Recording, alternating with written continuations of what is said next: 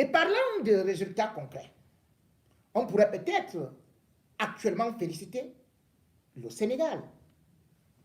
Le Sénégal qui a ouvert un stade. Mais ce n'est pas tout. Le Sénégal vient de signer un autre contrat avec le FC Metz. Parce que quand on dit ne nous référons pas aux colons, cela ne veut pas dire qu'il faut chasser tous les étrangers. Mais on peut faire ce qu'on appelle des contrats gagnant-gagnant. Le FC Metz a promis et a signé une convention d'offrir 6 nouveaux stades au Sénégal. Est-ce la magie? Non. Est-ce la sorcellerie? Non. Quand un dirigeant est sérieux, quand un dirigeant africain est un peu sérieux, il est pris au sérieux par les autres. Mais lorsqu'il ne peut pas être pris, lorsque lui-même n'est pas sérieux, il ne peut pas être pris au sérieux par les autres. Je ne peux pas dire que le Sénégal est déjà une très grande puissance, mais tout au moins l'inauguration du stade qui a été nommé, baptisé Abdoulaye Wade, nous a fait une démonstration d'un Sénégal qui, sur le plan diplomatique, réussissait déjà à s'imposer, à se faire respecter. Vous vous rendez compte que pour la CAN, que ce soit l'ouverture, on est parti prendre un fief voyou là, un clochard là, je ne sais pas, ou Azali, qui n'est même plus président reconnu au Comores. Parce qu'il était venu pour voir son équipe comme ça, on a dit que mets-toi à côté de Biya. À la finale, on n'a pas vu un seul chef d'État étranger, alors qu'on avait annoncé Macky Sall. Mais pour l'inauguration d'un stade au Sénégal, on a vu, non seulement la veille, le président d'Allemagne, que les Africains ne connaissaient même pas de nom, débarquer au Sénégal pour signer les accords avec le Sénégal. Le jour de l'inauguration, on a vu des chefs d'État à côté de Macky Sall, dont Erdogan. Erdogan, le président turc qui, d'ailleurs, c'est la société, une société turque qui avait entrepris ces travaux-là. Il était là, au stade. Il y avait le président du Rwanda, Paul Kagame.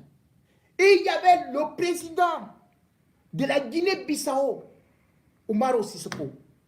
Et il y avait le président du Libéria, George Weah. Et il y avait le président de la Gambie. Vous vous rendez compte? Adama Barrow.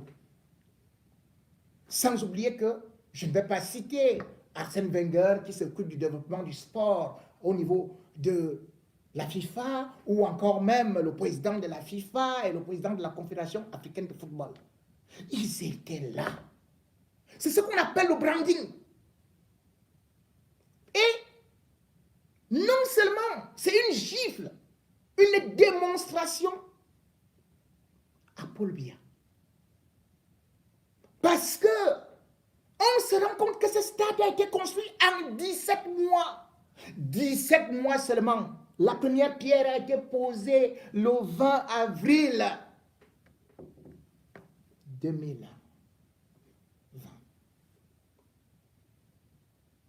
Inauguration le 22 avril. Il y avait toutes les entrées. Nickel. Mais nous, qu'est-ce qu'on peut dire lorsqu'on voit notre stade? Beaucoup de Camerounais ont dit que nous avions le complexe d'Olembe. 212 milliards. Pour l'instant, c'est inachevé. Il n'y a jamais eu d'inauguration. Un stade dont la première pierre a été posée en 2008 n'est pas achevé. Il parle que nous avons beaucoup de stades. Mais le stade de Limbe devait être couvert. Il n'a jamais été achevé. Celui de Bafoussam, n'a jamais été achevé. Et on veut donc nous vanter le stade Japoma, dont on a vu que à peine a accueilli le match éléphant de Côte d'Ivoire ou bien Lion indomptable du Cameroun contre éléphant de Côte d'Ivoire, le gazon était devenu jaunâtre, impraticable. Ce sont les Turcs qui ont construit le stade Japoma. Je ne vais pas au stade Paul Biya. Voilà le stade Japoma. Qu'est-ce qu'il y a là-bas? On a vu la coquille qui était belle. Et puis, qu'est-ce qu'il y a dedans? Qu'est-ce qu'il y a aussi dans le stade Paul Biya? Comme on disait qu'il devrait avoir l'hôtel 5 étoiles avec 70 chambres, qu'il devrait avoir des piscines olympiques, qu'il devrait avoir des musées, qu'il devrait avoir ceci, qu'il devrait avoir les cours de tennis et tout et tout. Tout ça n'est pas là, on ne peut donc pas parler d'un complexe sportif. On a juste un stade avec une piste d'athlétisme, point final. Mais chacun a pu admirer le stade construit par Macky Sall en 17 mois, avec une pelouse hybride. On commence par là. Et puis, vous avez une vue panoramique, beaucoup d'entrées, avec la sécurité, qui surveille déjà les alentours du stade presque à 2 km. Il n'y a pas eu de mort. Hein. Le stade Paul Biya restera comme un nouveau stade qui a eu 8 morts pour des bousculades et de 47 blessés. Au stade Macky Sall, tout était ordonné. Et quand on y arrive, on voit quand même qu'à côté, il y a un stade qui est aussi pour les entraînements multifonctions. L'autre stade qui est aussi à côté, avec la piste olympique, qui peut peut-être aussi prendre 2000 places. Mais surtout, regardez le joyau architectural. Moi, je suis par exemple journaliste. Mais lorsque vous regardez la construction de ce stade, que vous avez 582 postes de commentateurs, vous avez 30 box aménagées pour les caméras, vous avez ne serait-ce qu'une salle de presse de 800 places pour la conférence et la salle de presse de l'autre côté. Mais, et puis vous voyez le desk qui a 40 postes. Mais vous dites, en Europe, ça ne se voit pas. Là où les journalistes sont, il y a 1664 places. Vous regardez la tribune présidentielle, la tribune VIP. Il y a beaucoup d'espace au-delà de ça. VIP présidentielle, 76 places. Et puis VIP haute présidentielle, 76 places. Et maintenant des loges VIP 50 qui ont en tout et pour tout 1600 places. Vous dites, tout a été pensé.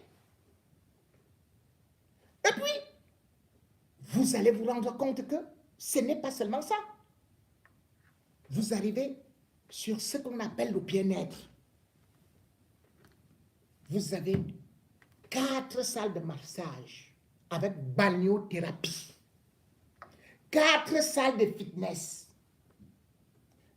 2 salles de remise en forme, ou de remise en forme, comme ils disent.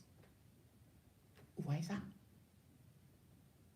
Montrez-moi ça dans nos stades. Et puis là-bas, vous avez 7 centres médicaux. 7 centres médicaux. Vous avez une autonomie en électricité.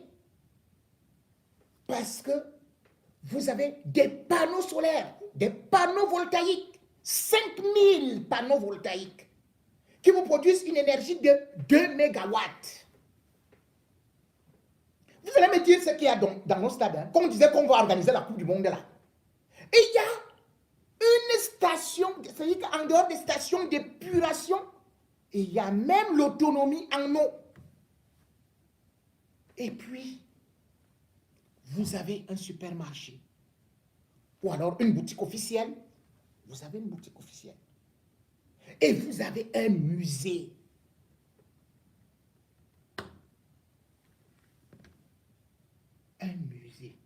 Un musée des sports, qui a le nom d'un ancien lion, Papa Bouba Diop, qui est décédé en 2020. Vous voyez ça? On pense à donner des noms, à honorer les anciennes légendes. Au Cameroun, a-t-on honoré une seule vraie légende? Nos stades portent les noms Olembe, Japoma, Bafoussam. Donc nous, on n'a même pas une seule ancienne vedette. Mais Papa Bouba Diop, il n'a jamais remporté de Cannes. Nous, on a des joueurs qui ont remporté les Cannes, qui ont été ballons d'or africains, qui ont été dans le classement mais vous ne donnez pas de nom de vestiaires, ceci et cela. Par exemple, le stade Macky Sall, Abdoulaye Wade, 4 vestiaires et tout ça. Mais regardez ça, on s'est honoré.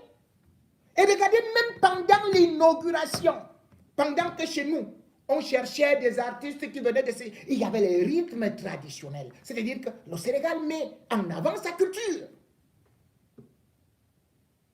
Met en avant ses stars. C'est ce qu'il faut savoir.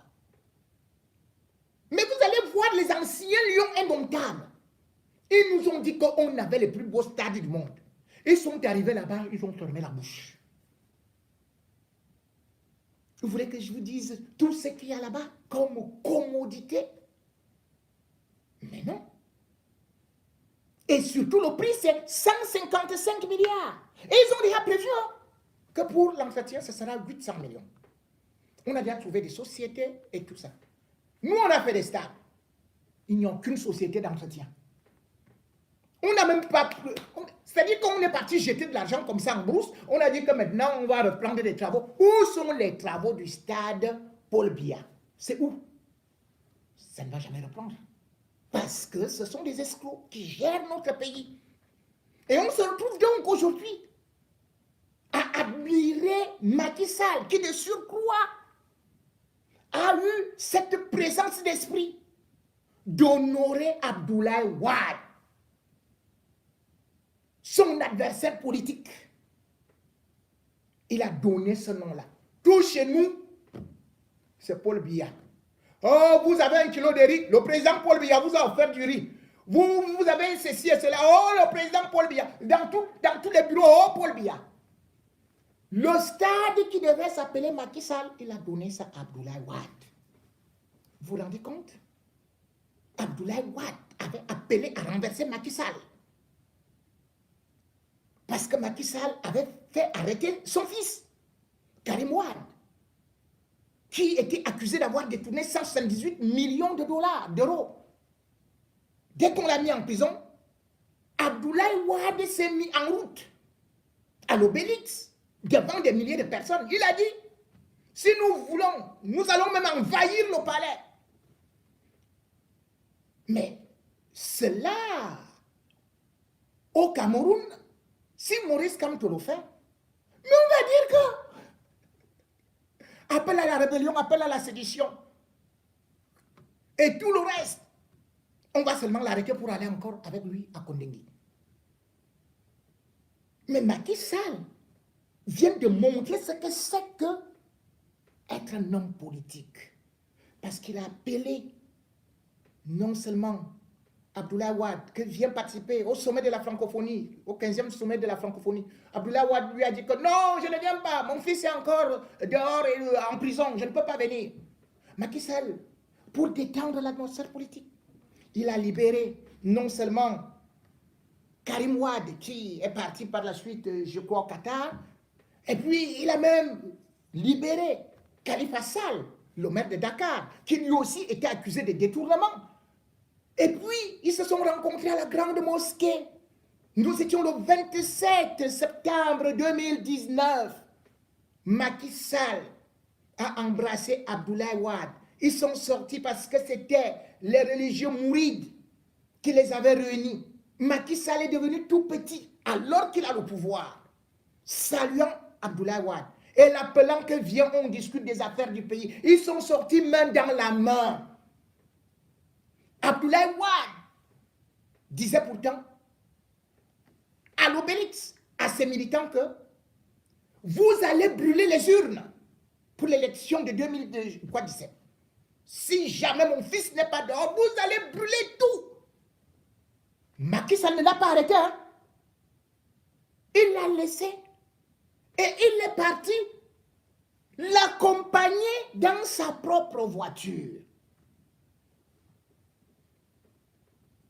Et aujourd'hui, le même Macky Sall a décidé, pour détendre l'atmosphère, d'offrir ce stade-là à la gloire d'Abdoulaye Wade. Qu'est-ce que Macky Sall n'a pas déjà fait? Il a fait combien d'années au pouvoir? On voit les routes, on voit les échangeurs, on voit les trains, les TGV, on voit... Mais nous félicitons quelqu'un qui a fait 40 ans au pouvoir et qui jusqu'à présent déteste Amadou Ahidjo, qui lui a donné le pouvoir. Macky Sall, lui, il a servi Abdoulaye Wade. Abdoulaye Wade lui a botté le pied aux fesses. Ils auraient pu mettre Abdoulaye Wade en prison depuis très longtemps, mais il l'a laissé et il vient l'honorer. Il montre la grandeur. C'est une gifle à Biya. Et le pire, c'est qu'il appelle des gens même encore comme Samuel Eto'o. Il appelle Mboma. Il appelle Jérémy Djitap, qui se retrouve parmi les anciennes gloires du football africain. Et puis, au niveau de la réception, il fait que Samuel Eto'o soit au même niveau que les chefs d'État étrangers. Vous voyez ça? Il l'embrasse. Quand il fait cela, c'est comme ça qu'on vend un pays, le branding nation. Ces footballeurs ou anciens, je crois que chacun a reçu 5 000 $ pour venir tout simplement participer. Mais ils ont donné une image au Sénégal. Alors que chez nous, pendant la CAN, qu'est-ce qu'on a fait?